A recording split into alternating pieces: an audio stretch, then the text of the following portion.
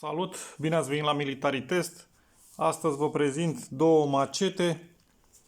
Sunt replici, ambele made in China.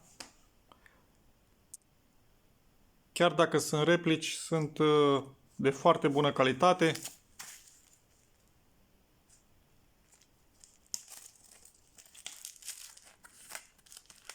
Prima este replică după Cold Steel.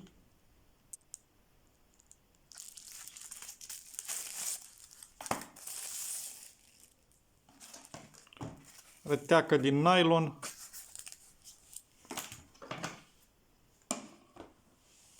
Și cea a doua este Rainbow 4.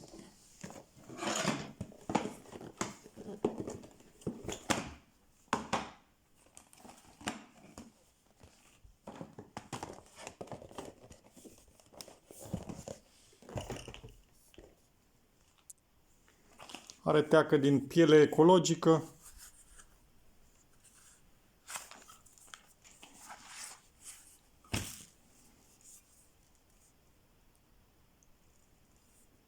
Cea Rainbow este dintr-o singură bucată, full tang. Mânerul este înfășurat cu piele și un adaos ca să poată fi ținută în mână.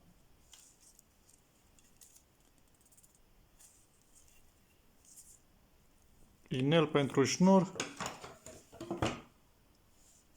Cea de la Cold Steel este și ea full tang. Inel pentru șnur. Mânerul este din cauciuc. Un cauciuc cu striații. Are o priză bună.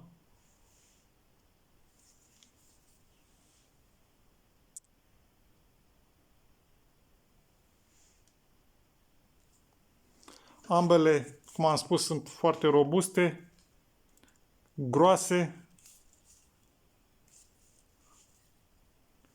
de dimensiuni aproximativ egale. Cea Rainbow are 43 de centimetri.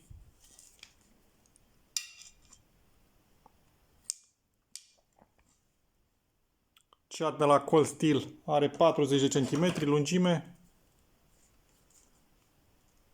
Grosime, cea Rainbow are 6,5 mm grosime,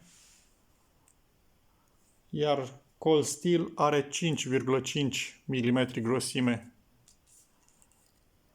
Iar ca greutate, Rainbow are 825 de grame și Cold Steel 550 de grame.